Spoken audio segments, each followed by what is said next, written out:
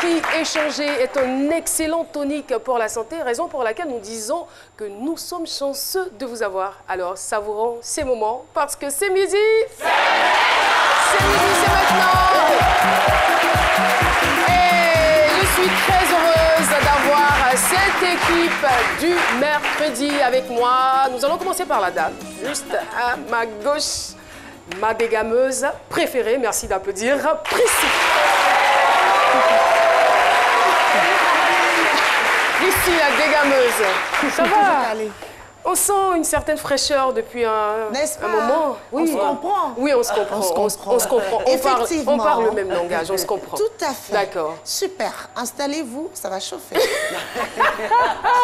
Merci beaucoup, Prissy. Et à ma droite, le doyen Cassie. Doyen Cassie, tout va bien? Très bien. Très bien, je suppose. Vous avez... Ça va très bien. Ça va très bien, d'accord. Et elle est encadrée, très bien encadrée, je dirais. Raïssa Diaby, merci de l'applaudir très fort. Bonjour, ça va? C'est-à-dire aujourd'hui? Tout à l'heure. Pour tout à l'heure. Alors, restez en notre compagnie. Et si on saluait Dr Philo de façon très spéciale? Bien.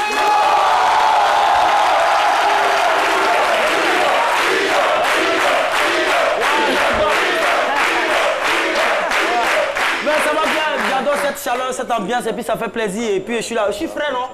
Ouais, je suis bien. Je suis bien frais.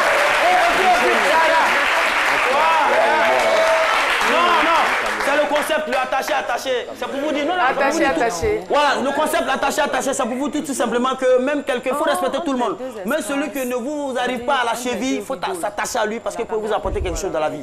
Voilà, c'est politique. C'est tout ça, le sens de l'amitié, n'est-ce pas? Voilà, et puis la vie est tellement simple. On est dans le mois de juin, le 6e mois de l'année, on tend vers 2020 déjà. Mois de juin, il nous reste 6 mois en 2020. Il faut vivre sa vie, il faut être heureux. Et puis le temps qu'il nous reste à vivre est plus important que ce qui s'est déjà écoulé. Donc moi, je suis très positif dans la tête et puis je vis ma vie, quoi. C'est voilà. génial, merci. J'aime l'être humain.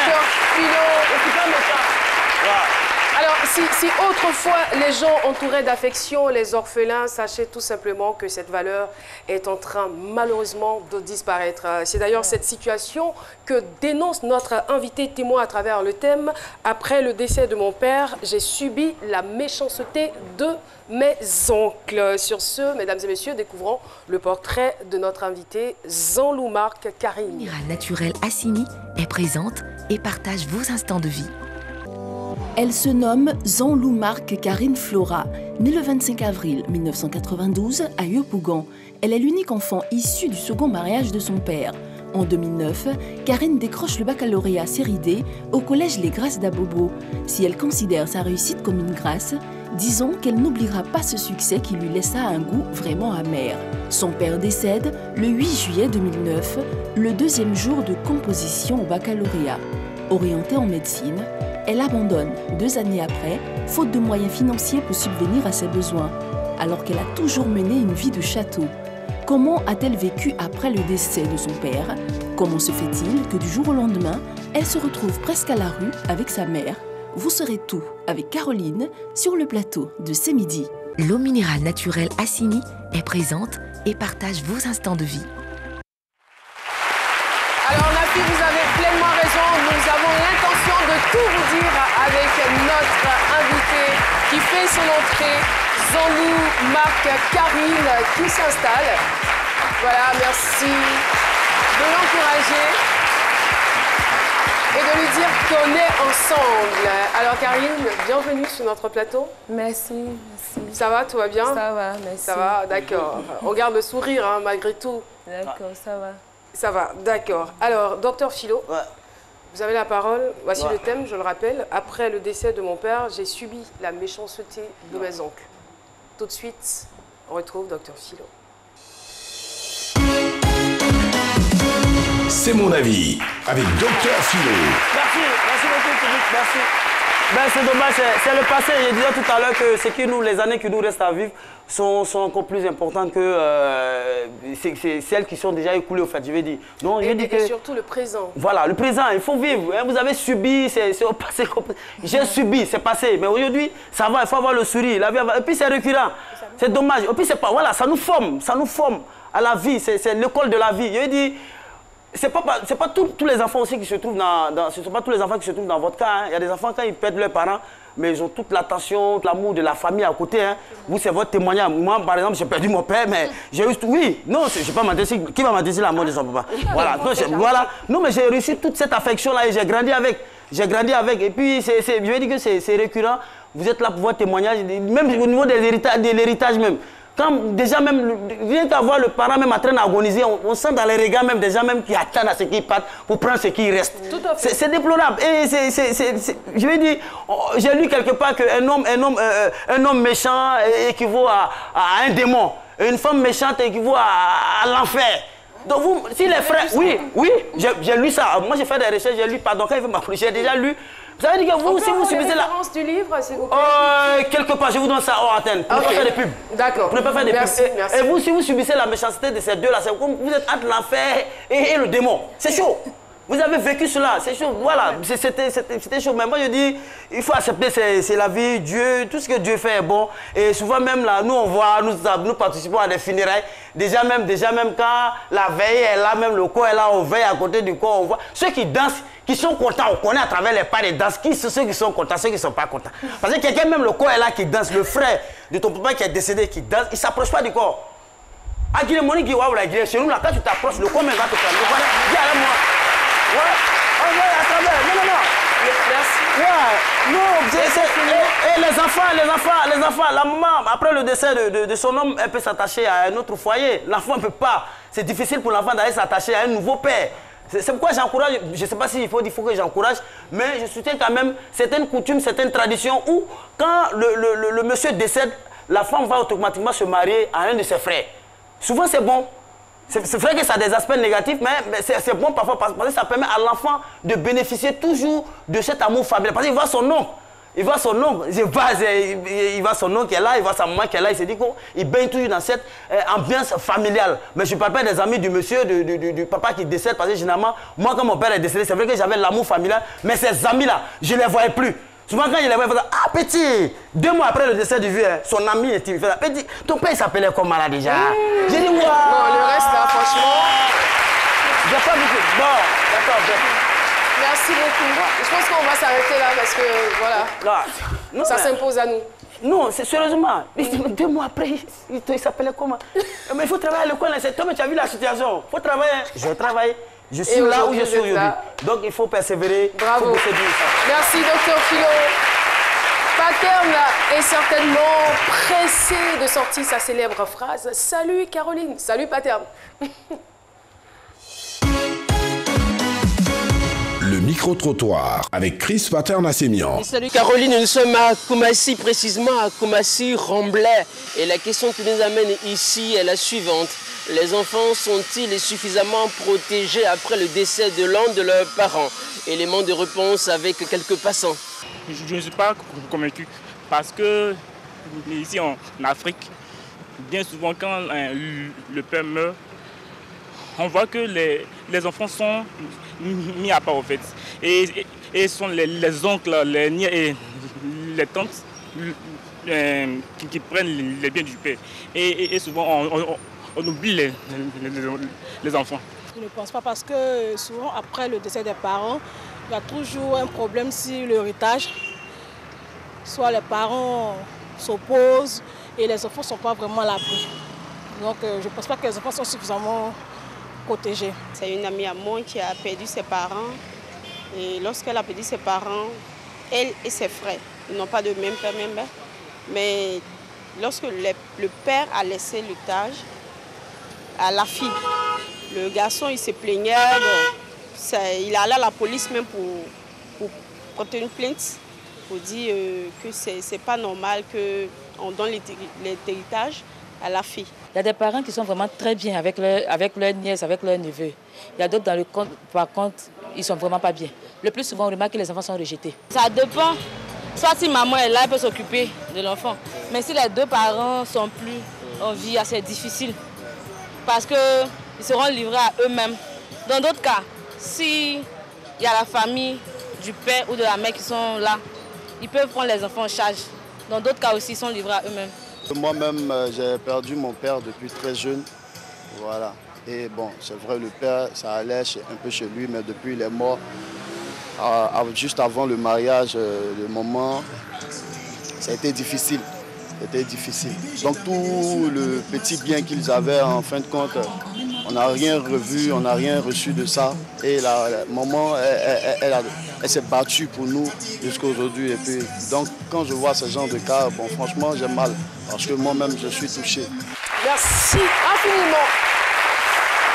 Jean-Loup, Marc, Karine est notre invité. Après le décès de mon père, j'ai subi la méchanceté de mes oncles. Alors Jean-Loup, il faut dire que vous étiez en pleine composition du bac lorsque votre père est décédé. Oui, oui, c'est exact. Ah là là, comment vous avez vécu cela, ce choc? C'était pénible parce que je n'étais pas habituée à cette vie. Je vivais bien, j'avais tout ce qu'un enfant de mon âge devait avoir. Pendant mon enfance, j'avais tout. On rappelle que vous êtes issu du deuxième mariage. Oui, oui, mon père s'est remarié. J'ai des grands frères et des grandes sœurs. 2 frères, 2 sœurs. Et mon père, il a divorcé, il s'est remarié à ma maman. Donc après ça, vraiment, c'était bien à la maison. Tout allait bien, je vivais bien normalement, j'avais tout. En tout cas, tout ce qu'un enfant de mon âge peut avoir pour être à l'aise, j'avais ça. Mais comment est-ce qu'on vous a annoncé le décès de votre papa? J'étais en pleine compo. Au deuxième jour, c'est ça? Oui, oui, c'était le deuxième jour. Le premier jour, j'ai composé. Quand je suis rentrée à la maison, mon papa a piqué une crise. Parce qu'il était cardiaque. Donc, il a piqué une crise. Quand il a piqué la crise, il l'a envoyé à l'hôpital. Puisque moi, je composais, je ne pouvais pas partir aussi. Je suis restée à la maison. Et le matin, je suis allée composer. Mais j'ai appelé ma maman. Ah, c'est comment? Là-bas, elle dit non, ça va.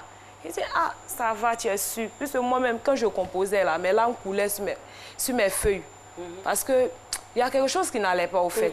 Vous aviez un mauvais pressentiment? Oui, oui, j'avais un pressentiment. Mes larmes coulaient sur mes feuilles. Je l'ai appelée, elle dit non, ça va, il n'y a rien. J'ai dit, je veux lui parler, elle dit non, il dort. J'ai dit d'accord. Quand j'ai fini de composer, il y a mon oncle qui est venu me chercher pour aller me déposer chez lui. Il habite à Angré. Voilà, mon oncle m'a déposé à Angré. C'est de là-bas que j'ai continué la compo. Quand j'ai fini de composer, il m'a pris de mon établissement à la maison. On est rentré dans la cour, je dis, ah, même bâche là, c'est pourquoi? Puisque j'ai perdu mon grand frère, notre aîné, il est décédé 4 jours avant que mon père ne meure. Non. Dans le même mois, oui, oui. Donc j'ai dit, ah, c'est ici qu'on fait la veille de mon grand frère. On n'a pas la même maman. Il n'y a pas trop d'entente avec ma maman. Donc on ne peut pas faire sa veillée ici comme ça. Donc ça vous étonnait? Voilà, ça m'a étonné. J'ai dit, ah, c'est ici qu'on fait la veille de mon grand frère. Mon oncle dit, ah non, hein, que c'est le vieux qui est mort. Il dit, quoi? De façon crue comme ça? Oui, oui. Vous n'avez pas été préparé à ça? Non, non, non, non, non. C'était difficile parce que j'ai vécu entre mes 2 parents. Je ne suis jamais sortie. Genre, avoir un tuteur, non, non, non. J'ai vécu à la maison entre mes 2 parents. C'était difficile. Et quand je suis rentrée, je ne croyais toujours pas. Quand je suis rentrée, j'ai vu ma maman. Et c'est là que j'ai cru. Votre mère était dans quel état? Vraiment. Déboussolée.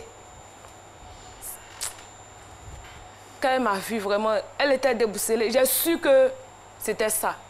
Parce que quand j'étais dans la cour, je ne croyais pas. Mais quand je l'ai vue, j'ai su que c'était vrai. Et bon, ils m'ont consolée. Il faut te calmer, ça va aller. Mes oncles même étaient là. Ah, ça va aller, on est là. Ton papa est parti, mais nous, on est là. Nous ne sommes pas partis. Lui, il est parti, mais nous, là, on est là. Nous sommes tes parents aussi. On va faire beaucoup de choses pour toi. De la manière il te mettait à l'aise, là, tu seras toujours à l'aise comme ça. Me remontait, au fait, me donnait des paroles pour me réconforter. C'est comme ça. Et je veux dire, cette situation ne vous a pas empêché d'avoir le bac. Hein. C'est vrai, non, votre père était malade, vous aviez un mauvais pressentiment, mais vous décrochez tout de même le bac C. Ça prouve que vous êtes une fille intelligente.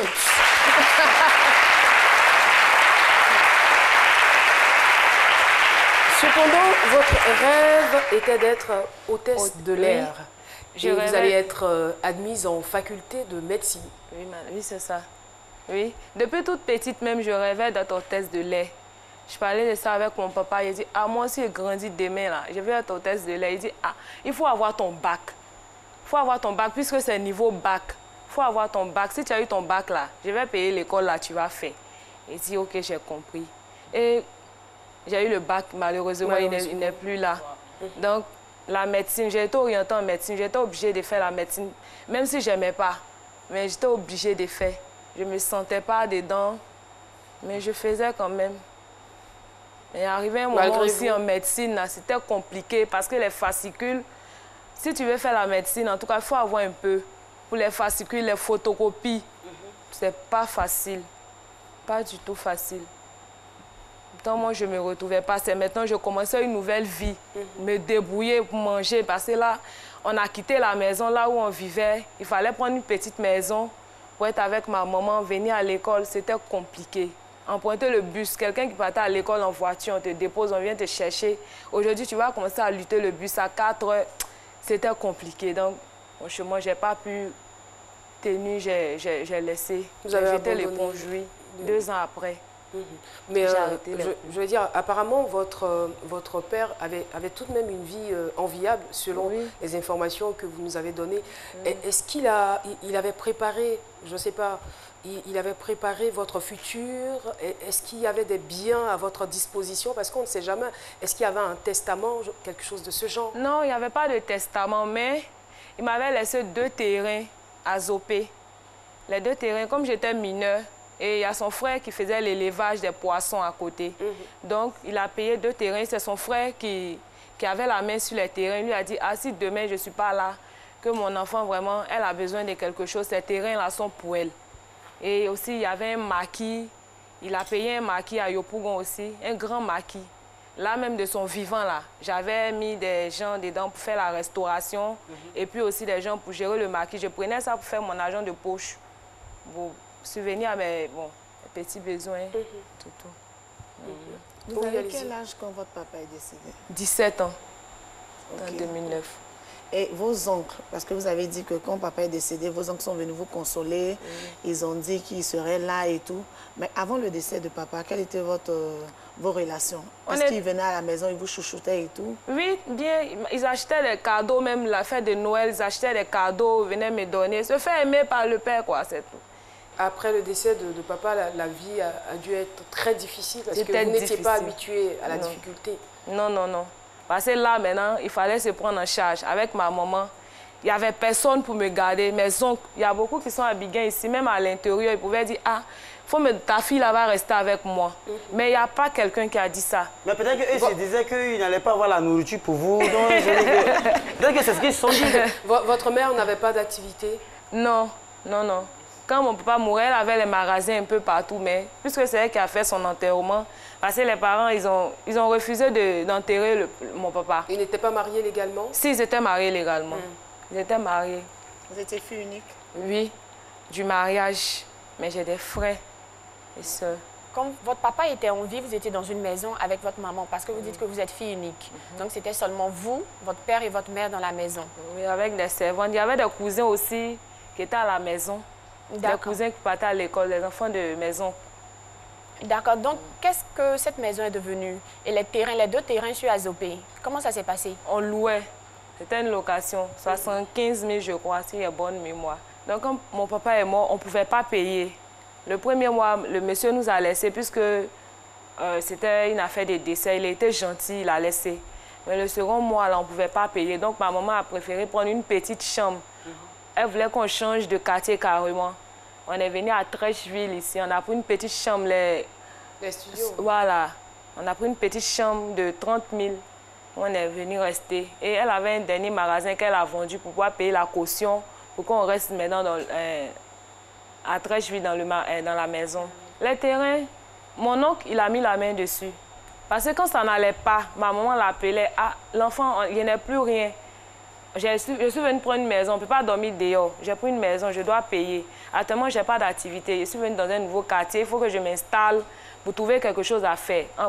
Si tu peux vendre une partie du terrain, parce que c'est 2 terrains, vends un terrain pour me donner de l'argent, je vais pouvoir m'occuper de l'enfant.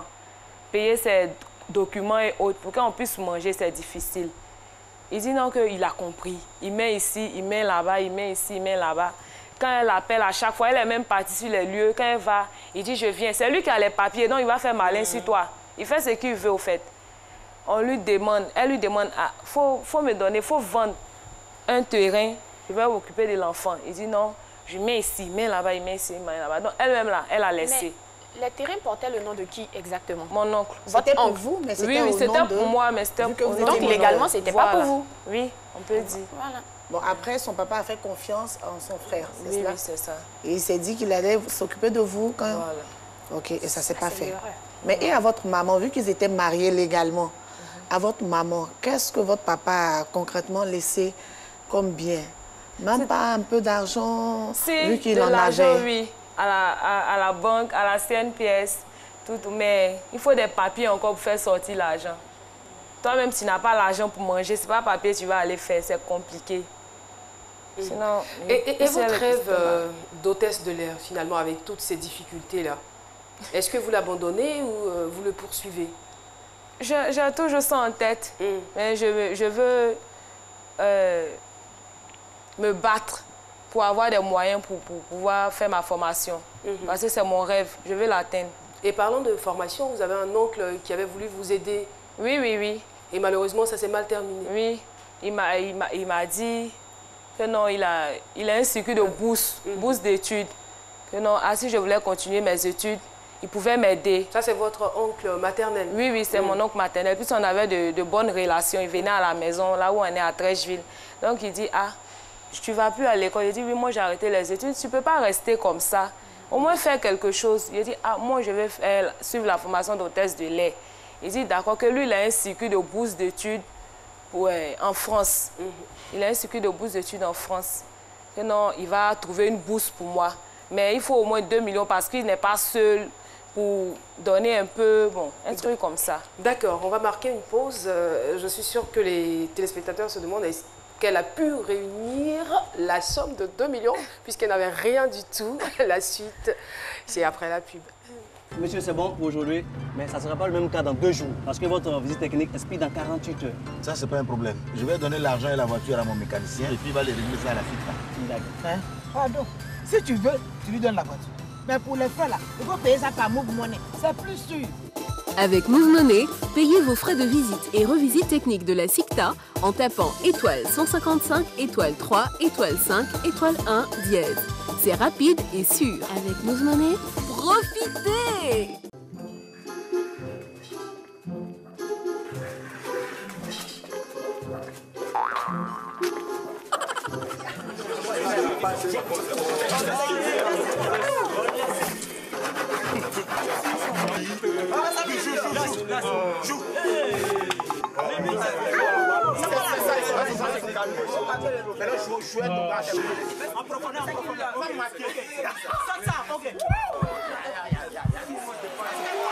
Prêt à perdre la tête? Vivez toutes les émotions de la CAN Total 2019 sur les chaînes du groupe RTI et nos supports digitaux. Oui, ne ratez rien de la CAN Total 2019 avec les plateaux de match, nos capsules inédites et nos émissions spéciales présentées et commentées par nos experts. RTI, diffuseur officiel. C'est midi, c'est ça.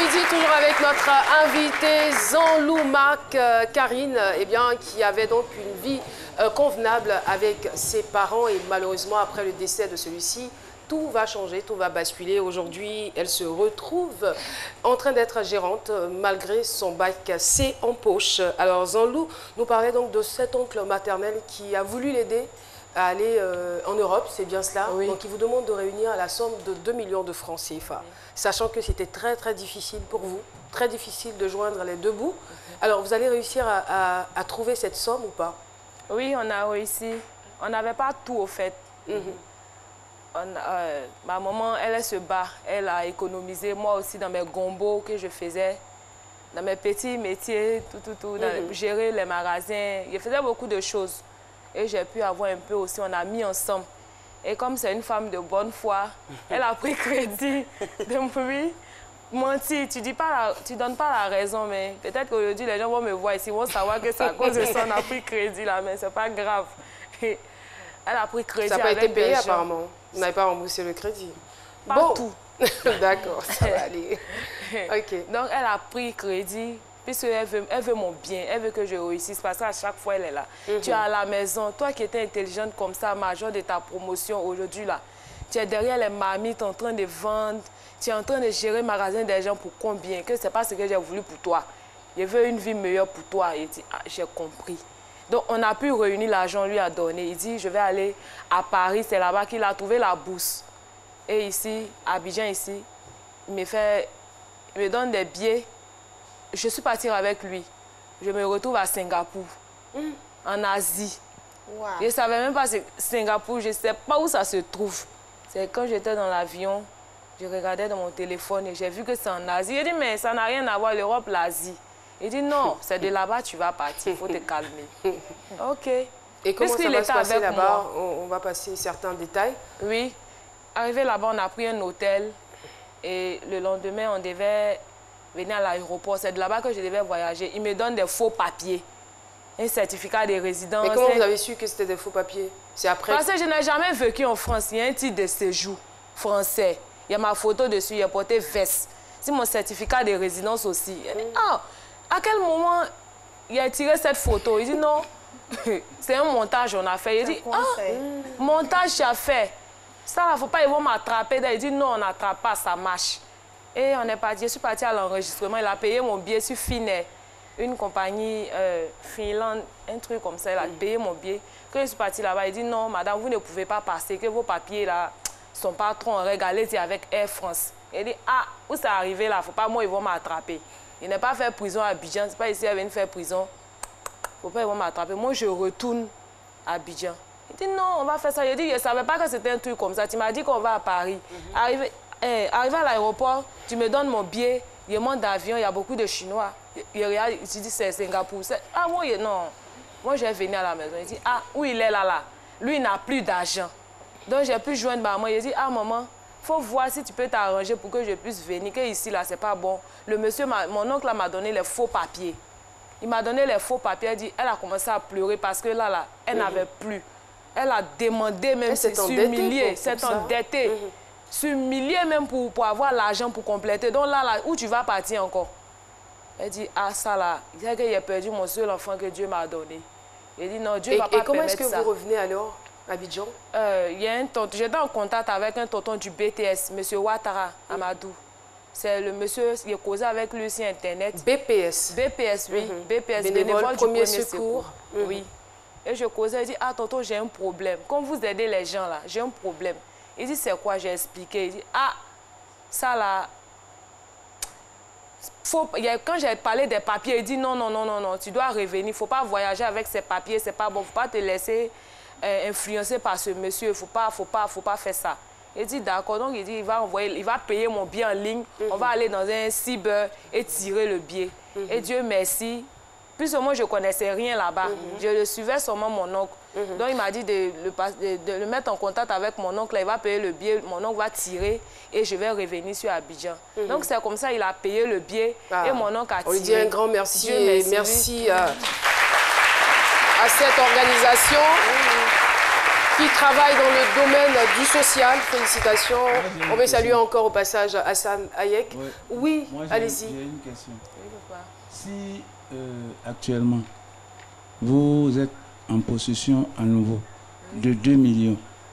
Vous allez les utiliser pour chercher à poursuivre vos études ou bien vous allez vous installer dans une petite affaire pour essayer de vous tirer d'affaire? Je vais investir dans quelque chose pour essayer de me tirer d'affaire parce qu'il y a besoin d'argent. Pour enlever ma maman dans la souffrance. Elle a souffert depuis le mariage, depuis mon enfance jusqu'à aujourd'hui. Elle continue de souffrir actuellement, mais elle se bat. Elle veut votre réussite, votre bien. Oui, elle veut ma réussite. Donc moi aussi, je prie, je veux me battre pour essuyer ses larmes demain. Mais je pense que c'est un bon choix. Investir dans quelque chose pour avoir un retour. Avoir de l'argent et puis aller s'inscrire après. Voilà, là c'est bon. Et là c'est bon. Merci beaucoup. Oui, test de lait, là, votre rêve de test de lait. Oui, justement, quand elle aura de l'argent, elle ira s'inscrire. Non, mais je vais dire que c'est une fille. Je suis en train de regarder cette fille depuis son enfance. Elle est ambitieuse et puis c'est pas vain en fait son rêve de test en lait parce qu'elle savait qu'il allait avoir la méchanceté. C'est pourquoi elle voulait travailler en lait. Donc c'est des choses. Voilà. Franchement, je n'y attendais pas du tout, franchement. Merci Philo. Et voilà, à ce stade de notre propos, nous sommes obligés de faire venir sur ce plateau Paulus Agathon pour connaître les réactions de ceux qui nous suivent. Paulus. Vos réactions nous intéressent avec Paulus Agathon.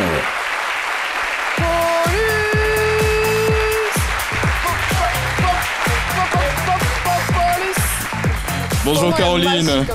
Ouais, il paraît. Bonjour à toutes, bonjour à tous. Et bien, en ce qui concerne les messages de nos internautes sur la page Facebook C'est Midi. Mais pourquoi vous le regardez comme ça, précis? Je suis épatée. Ah bon? Qu'est-ce qui vous épate tant? Tout. Les messages surtout. Bah, il y a des jours comme ça. Et donc, je disais, on avait le message de Kader Bebané qui dit finalement, comment vous avez pu vous en sortir de cette situation dans laquelle vous aviez du mal à vous loger, disons, vivre au quotidien? Merci. Je disais, maman a vendu un magasin. Elle avait un magasin qu'elle a vendu. Et c'est l'argent là qu'on a pris pour payer une caution à Trècheville pour une chambre où je suis actuellement avec ma maman. D'accord, ok. Michael Tano, il dit aujourd'hui étant jeune, quels sont vos projets, voire ce que vous prévoyez pour que vos enfants ne se retrouvent pas dans pareille situation? Merci beaucoup. Je veux me marier légalement pour sécuriser mes biens, oui. Amen. Et puis bon, demain là, je ne vais pas laisser mes biens entre les mains de mes frères. Alors, votre mère, elle était mariée sur quel régime? La communauté de biens ou la séparation de biens? Communauté de biens. Ah d'accord.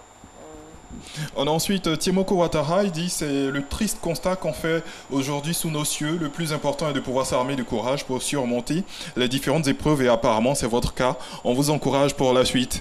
Alors Caroline, avant de vous quitter, moi également, cette situation m'interpelle et je voudrais quand même qu'on rende hommage à toutes ces personnes qui, dans pareil cas, arrivent à soutenir leur neveu. Et ça a été mon cas parce que je me souviens avoir perdu mon père quand je passais également le CEP. Mais heureusement, il y a eu mon oncle, Monsieur Gourmet Berny et mon tuteur, M. Yaokofi André, qui ont soutenu ma mère. Je tenais à leur rendre hommage. Ils sont gentils. Vous avez de la chance, oui. Voilà. Et donc, avec cette note, on va se dire au revoir et rendez-vous demain, toujours à la même heure, parce que vos réactions nous intéressent. Merci beaucoup, Paulus. Merci infiniment. Alors, juste pour dire que tous les oncles ne sont pas pareils. Oui. Voilà, il y en a qui sont gentils. Voilà, comme au pays des Candis, il y a des méchants, il y a des gentils. Alors, nous sommes pratiquement au terme de notre entretien. Quelle est la raison pour laquelle vous êtes sur ce plateau?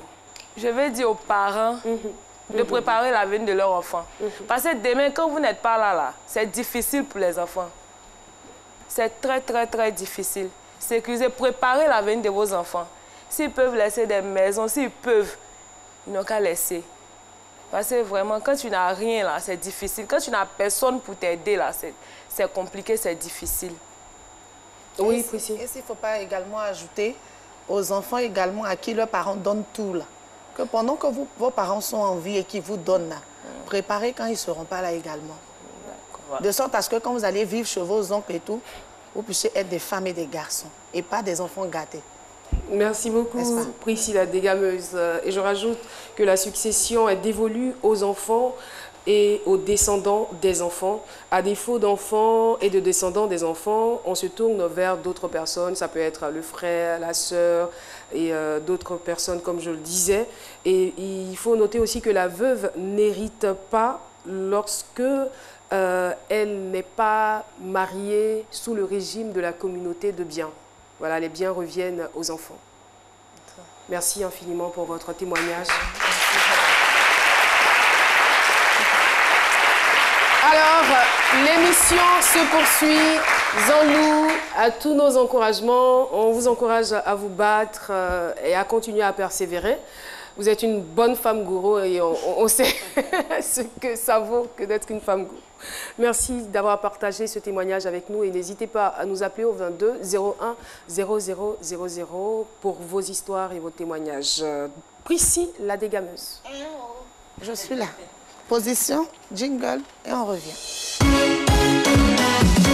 C'est Priscille la dégameuse avec Priscille la dégameuse. Merci à tout le monde. Alors, nous restons toujours dans notre concept micro-trottoir. Et vous savez qu'on est à quelques jours de la CAN. La question, c'est celle-là. Qui est le président de la CAN? On suit les réponses. Vous aimez le foot? Très bien. Vous savez que bientôt, il y a la CAN, là? Oui. Je vous fais 3 propositions. Et parmi les 3 propositions, on a la réponse. On a Yapobi Victor, Georges Weah, Ben Badi. Bon, là, je ne sais pas pour le moment. Peut-être qu'il y a eu beaucoup de réaménagements, mais je... Vous savez que Georges Weah, c'est un ancien? Oui. On ne sait pas qu'il y est... président du Libéria, mais président de la CAN, bon, ça devient compliqué. Qui est le fondateur de la CAN? Je vous donne 3 propositions et vous me dites parmi les 3 propositions. On a Yapobi Victor, on a Georges Weah et on a Zuckerberg Mac. Georges Weah. On a Georges Weah, Victor Yapobi et Zuckerberg Mac. Je reprendrai la 3e proposition, Zuckerberg Mac. Il y a Georges Weah, il y a Mark Zuckerberg et puis Ben Badi. Maître Zuckerberg. Marc? Maître Zuckerberg. Le premier, Georges Weah. Le deuxième, Badi Ben, ou si vous voulez Ben Badi. Et le 3e, Zuckerberg. Je pense que c'est le premier. Donc dites son nom. Georges Weah. On a Georges Weah, on a Badi Ben et Zuckerberg. Georges Weah. Georges Weah. Eh bien, merci à tout le monde. La CAN n'a pas de président, la CAN n'a pas de fondateur, la CAN n'a pas de directeur et tout ça. La CAN signifie tout simplement Coupe d'Afrique des Nations. Merci, à mercredi prochain. Merci beaucoup, Priscille. Et oui, vous l'avez deviné, il y a certes la CAN, il y a la pub, mais il y a aussi la lecture. Raïssa Diaby nous conduit tout de suite dans des réalités métissées. C'est à lire avec Raïssa Diaby. Merci, amoureux de la lecture. Aujourd'hui, on parle genre, on parle chronique et nouvelles. Notre invité du jour, ce sont Africains dans l'âme. Il est membre de l'Association des écrivains de Côte d'Ivoire, d'origine européenne. C'est un écrivain français d'expression ivoirienne. Ensemble, accueillons Monsieur Éric Bohème.